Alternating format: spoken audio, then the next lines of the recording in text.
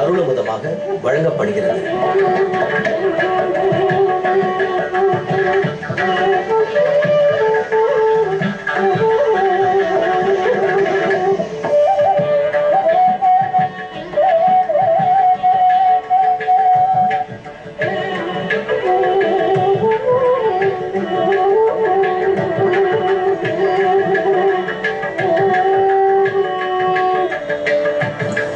பட்டுடுக்கும் அயர்த்திறங்கும் பாவை பேணாள் பனிநெடுங் கண்ணீர் ததும்ப பள்ளி கொள்ளாள் எட்டுணைப்போது என் குடங்காள் இருக்ககில்லாள் மட்டுவிக்கு மணிவண்டு முரலும் கூந்தல் மடமானை இது செய்தார் தம்மை மெய்யே கட்டுவிச்சு சொல்லண்ண சொன்னாள் கடல் வண்ணர் இது செய்தார் காப்பாராரே.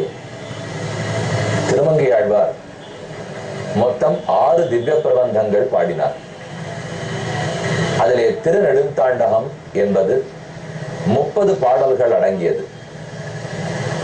அதில் முதல் 10 பாடல்கள் ஆழ்வார் தானாக ஆண் தன்மையோடே பாடுகிறார்.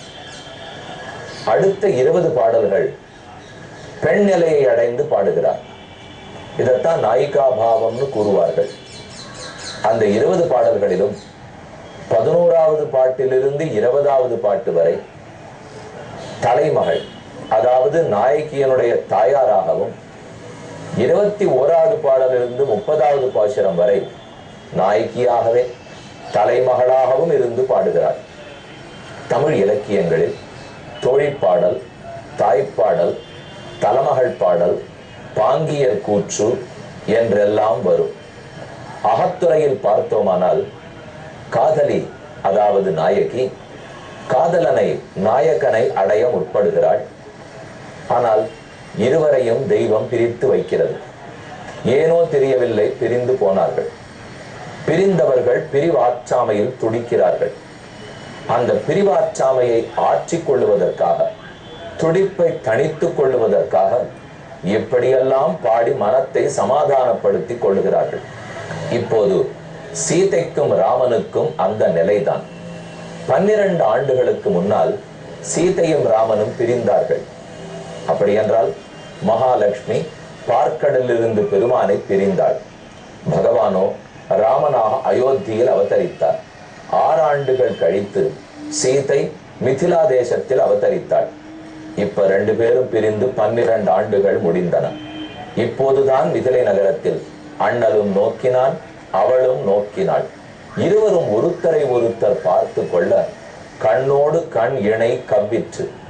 இவனுள்ளம் அவனுக்குள்ளும், அவளுள்ளும் இவளுக்குள்ளும் இவ்வளவு நாட்களும் இருந்தன. இப்போது அந்தந்த உள்ளம் அவரவரிடத்தில் சென்று புகுந்தன. வைத்த கண் வாங்காமல் பார்த்து கொண்டிருந்தார்கள். இதை எழுத முற்பட்டார் கம்பர். அவருடைய சீடர்கள் எல்லாம் இப்படி 2 பேரும் பார்த்து கொண்டே இருக்கிறார்களே, அவர்கள் என்ன பேசினார்கள், எப்படி பார்த்தார்கள் என்பதை ஒரு 10 பாடல் பாடக்கூடாதா என்று சிஷ்யர்கள் கேட்டார்கள். கம்பர் பதில் கூறினார், பிரிந்தவர் கூடினால் பேசவும் வேண்டுமோ? ரொம்ப நாட்களாக பிரிந்திருக்கிறார்கள், தற்போது கூடிவிட்டார்கள். உள்ளத்தோடு உள்ளம் கவ்விக்கொண்டு நிற்கும். கண்ணும் கண்ணும் பார்த்து பேச ஆரம்பிக்கும். பிரிந்தவர் கூடினால் கண்கள் பேச வேண்டுமே தவிர வாய் பேசக்கூடாது. கணவன் மனைவிக்குள்ளேயே தாம்பத்தியம் நெருக்கமாக இருக்கிறது என்றால் பேசி புரிந்து கொள்ள வேண்டிய தேவையில்லை. மனைவி நினைத்ததை கஞ்சாடையாலேயே கணவன் புரிந்து கொள்ள வேண்டும். கணவன் நினைப்பதை அவன் கண்களை பார்த்தே மனைவி புரிந்து கொள்ள வேண்டும். இதைத்தான் தூதுசை கண்கள் கொண்டொன்று பேசி என்று நம்மாழ்வார் சாதிக்கிறார். கண்கள் பேசும், கேள்விப்பட்டதில்லையா? ஆனால் உயர்ந்தவர்களிடத்தில் தான் கண்கள் பேசும். நம் போன்றவர்கள் வாயால் பேசினாலேயே புரிந்து கொள்ள மறுக்கிறோம், கண்களா பேச போகின்றன. ஆகவே கம்பர் இதுக்கு பாடுறதுக்கு ஒன்றும் பாட்டே கிடையாது, அவர்கள் பேசவே இல்லை. மேலும் கண்கள் பேசுறத புரிந்துக்கிற அளவுக்கு எனக்கு சக்தி உண்டா? பிரிந்தவர் கூடினால் பேசவும் வேண்டுமோ? இருவரும் பார்த்து கொண்டே இருந்தார்கள். ஒருத்தருக்கொருத்தர் பேரழகை பருகிக் கொண்டிருந்தார்கள் என்பது வரைக்கும் கடந்த நாள் பார்த்தோம். நாம் அந்த திருக்கோயிலிருந்து இப்போது ஹோசூர் பட்டணத்துக்குள்ளேயே ராம் நகரத்தில் இருக்கக்கூடிய கோதண்டராம சுவாமி கோவிலை வந்து அடைந்துள்ளோம். ரொம்ப அழகான கோவில், சிறு கோவில். இந்த இடத்திலே சிறந்த வரலாறுடைய கோவில். இப்போது உங்களுடைய பின்புலத்தில் ஓர் வில்வ மரத்தை காண்கிறீர்கள். எங்கும் துளசியில் அர்ச்சனை பண்ணி பார்த்திருக்கிறோம். பெருமாள் கோவில் என்றாலே துளசி அர்ச்சனை, நமக்கும் துளசி தான் பிரசாதமாக கொடுப்பார்கள். ஆனால் இங்கோ வில்வ தளங்களாலே தான் பெருமானுக்கு அர்ச்சனை செய்யப்படுகிறது. யாது காரணம்? இவ்வெம்பெருமான் வைத்தியராமன், வைத்திய வீரராகவன் திருவள்ளூர்ல கேள்விப்பட்டோம். இங்க இருக்கிறவர் தீராத நோய்களை போக்கக்கூடிய ராமன். ஏன்? மைசூர் மகாராஜா வாழ்ந்திருந்த காலத்தில் அவருடைய தர்மபத்னி ராணிக்கு ஏதோ நோய் பீடித்தது. எவ்வளவு முயற்சி செய்தும் ராணியை காப்பாற்ற இயலவில்லை. அப்போது மந்திரி சொல்ல, இவ்விடத்தில் மைசூர் மகாராஜா பல நூற்றாண்டுகளுக்கு முன்னால் இந்த ராமனை பிரதிஷ்டை செய்தார். ராமனை தொழுதார். ராமனுடைய அருளால் தான் ராணிக்கு அனைத்து நோயின் நீங்கித்து. ஷரீரே ஜர்ஜரே பூதே வியாதிகிரஸ்தே கலேபரே ஔஷதம் ஜான்கவி தோயம் வைத்தியோ நாராயணோ ஹரிஹி என்று சொல்றோம்.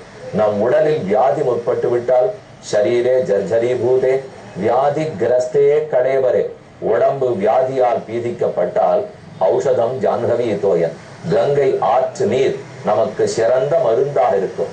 வைத்தியோ நாராயணோ ஹரிஹி, நாராயணன் தான் வைத்தியம். அந்த நாராயணன் தான் ராமனாக அவதரித்தார். இன்னொன்னு ராம நாமம் இருக்கே, அது போற உயிரை கூட தங்க வைக்கக்கூடிய மிருத சஞ்சீவனியான ராமநாமம், அமுதமயமான ராமநாமம், இம்மைக்கும் எழும நோய்க்கும் மருந்தான ராமநாமம். இம்மையிலும் அது மருந்து, எழுமையிலும் மருந்து, பிறவி என்னும் நோய்க்கும் மருந்து. பிறந்திருக்கிற போதே நோய் வந்தாலும் மருந்து. ரெண்டையும் எடுத்துக்கொள்ள வேண்டிதான். பிறந்திருக்குங்கால் நாம் நோய்வாய்ப்பட்டால் அது உடல் நோய், அதற்கு ராமநாமம் மருந்து. பிறவியே துறந்து முக்தி அடைய வேண்டும் என்னால் அப்ப சம்சாரமே பெரும் நோய், அதற்கும் ராமநாமம் மருந்து. மைசூர் மகாராஜாவாலே கட்டப்பட்டது வில்வ மரம். இப்போதும் ஸ்தல விருட்சமாக காட்சி கொடுக்கிறது. ரொம்ப அற்புதமான இடம். சின்ன கோவில் தான். ஊருக்குள்ள இருக்கிறவர்கள் அவசியம் வரலாம். பெருமாள் அதி சுலபரா சேவை சாதிக்கிறார். ஹோசூரில் ராம் நகரத்தில் இருக்கும் கோதண்டராம சுவாமி கோவில்.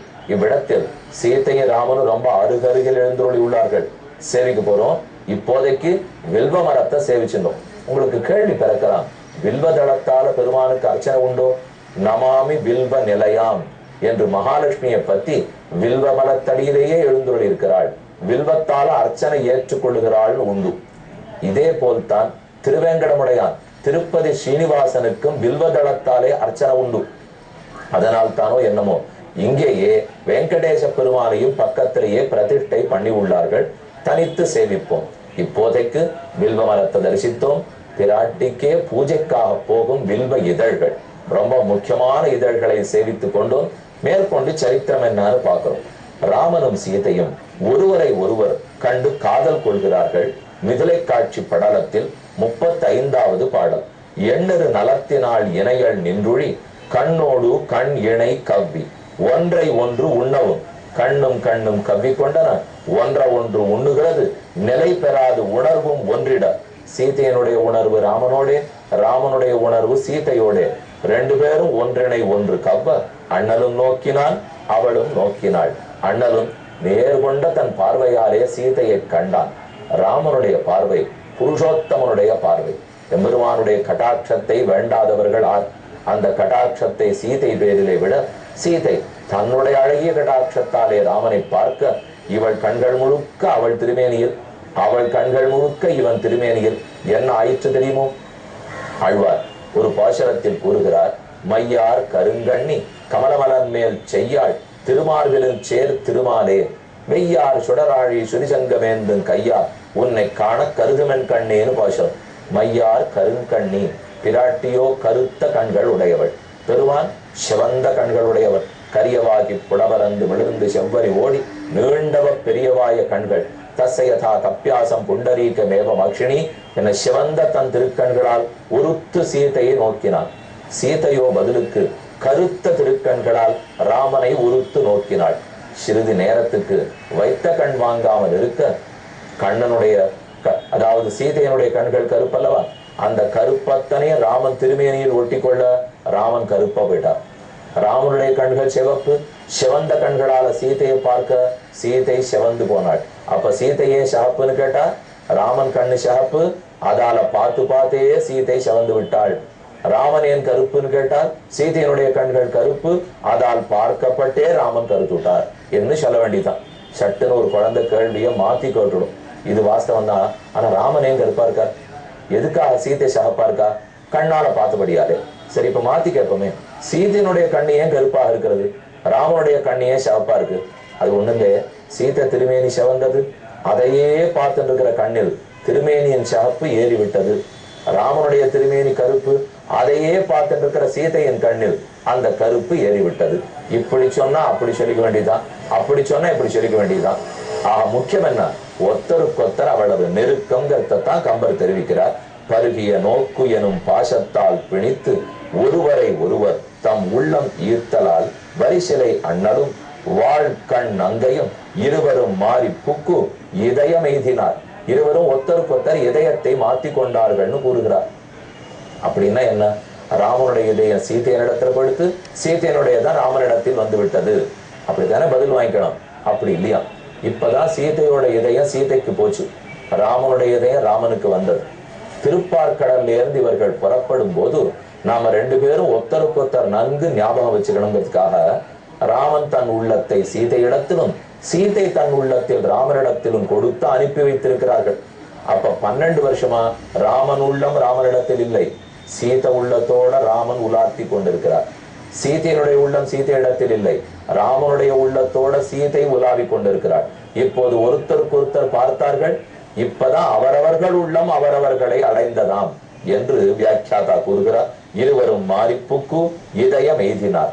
மருங்கியிலான் அங்கையும் வசையில் ஐயனும் ஒருங்கிய 2 உடற்கு உயிர் ஒன்று ஆயினார். இனிமே ஈர் உடல் ஓர் உயிர், உயிர் ஒன்று, 2 உடம்பில் திரிகிறார்கள் போலும். கருங்கடல் பள்ளியில் கலவி நீங்கி போய் பிரிந்தவர் கூடினால் பேசவும் வேண்டுமோ. சீதை காதல் நோய்வாய்ப்பட்டாள். சீதையை பார்த்த ராமன் அவளை கண்டுகொண்டே வீதியில் நடந்து போகிறார். மனதத்தனையும் கண்ணத்தனையும் சீதையினிடத்தே விடுத்து உடலோடு மட்டும் விஸ்வாமித்திரர் பின்னே ஏகினார். அந்தமில் நோக்கு இமை அணை இலாமையால் பைந்தொடி ஓவிய பாவை போன்றனள். சிந்தையும் நிறையும் மெய் நலனும் பின்செல மைந்தனும் முனியோடு மறையப் போயினான். மைந்தன் முனியோடு மறையப் போயினான். விஸ்வாமித்திரரோட ராமன் புறப்பு போயிட்டார். ஆனா ராமனோட அவர் கண் போச்சா? இல்லை. உள்ளம் போகல, ஏதும் அவனோட போகவில்லை. உள்ளமும் உயிரும் அதே நெஞ்சமும் அனைத்தும் கண்ணு உள்ளம் உயிர் அனைத்தையும் சீதையினிடத்தே வைத்தான். உடல் மட்டும் விஸ்வாமித்திரர் பின்னே சென்றது. இப்படி ராமன் புறப்பட்டு போக சீதை மட்டும் விட்டு விட்டாளா? தன்னுடைய அனைத்தும் ராமன் பின்னே ஏக. சீதையோட உள்ளமும் உயிரும் கண்ணும் ராமன் பின்னே போயிற்று. ராமனுடைய உள்ளமும் உயிரும் கண்ணும் சீதையினிடத்தில் தங்கித்து ஒருத்தருக்கொருத்தர் காதல் நோய்பட்டார்கள். தலைமகன் தலைமகளை பிரிந்து விட்டால் தலைமகளுக்கு பசலை நோய் கண்டு போகும், உடல் வெளுத்து போகும், உள்ளம் உருகி போகும், எதுவும் பால் பிடிக்காது, சந்திரன் கசக்க ஆரம்பிப்பான், நல்ல பஞ்சு மெத்தை வெப்பமான மெத்தையாக மாறி போகும். இதெல்லாம் பிரிவாற்றாமை, விரக தாபம்னு இலக்கியத்தில் கூறுவார்கள். அந்த தாபத்தில் சீதை துடிக்கிறாள். பிறை என்னும் நுதலவள் பெண்மை என்படும். பிறை போன்ற நுதல் படைத்தவள், அவளுடைய பெண்மை என்ன பாடுபடும்? நரை கமழ் அலங்கலான் நயன கோச்சரம் மறைதலும். ராமன் பார்த்த பார்வையோட பிரிந்து போயிட்டார். ராமனை பார்த்துட்டு இருக்க வரைக்கும் மயங்கி நின்றாள். ராமன் தன் கண்களோடைய புறப்பட்டு போனான் என்றவுடன் அலங்களால் நயன கோச்சரம் மறைதலும் மனம் என்னும் மத்த யானையின் நிறை எனும் அங்குஷன் நிமிர்ந்து போயதே. மனம்ங்கிறது ஒரு யானை. அந்த யானைக்கு அச்சம், மடம், நாணம், பயிர்ப்பு, ஒரு அடக்கம், ஒரு வரைமுறை, ஒரு அளவுபடுத்துதல் வேண்டும் அல்லவா? மனம்ங்கிறது யானை ஆட்டம். எந்த பக்கத்துல எப்படி வேணா ஆசை கொண்டு ஓடும். அந்த ஆசையை அணை போட்டு தடுக்க வேண்டும். அதுதான் நிறை நாணம் என்னும் அங்குஷம். ராமன் எப்ப புறட்டு போனானோ சீதை அங்குஷத்தை தொலைத்தாள். இனி அச்சமில்லை, நாணமில்லை, மடப்பமில்லை. மனது தரிகட்டு போய் ராமன் பின்னே ஓடுகிறது. ஒரு பெண், 6 வயது பெண் 12 வந்து இளைஞனை பின்தொடர்ந்து ஓடுகிறாள். ஆள் ஓடவில்லை, உள்ளம் திமிரிக் கொண்டு ஓடித்து. சீதை நோய்வாய்ப்படுகிறாள். என்னப்பட்டாள், எப்படி தாபத்தில் துடித்தாள்னு பார்ப்போம்.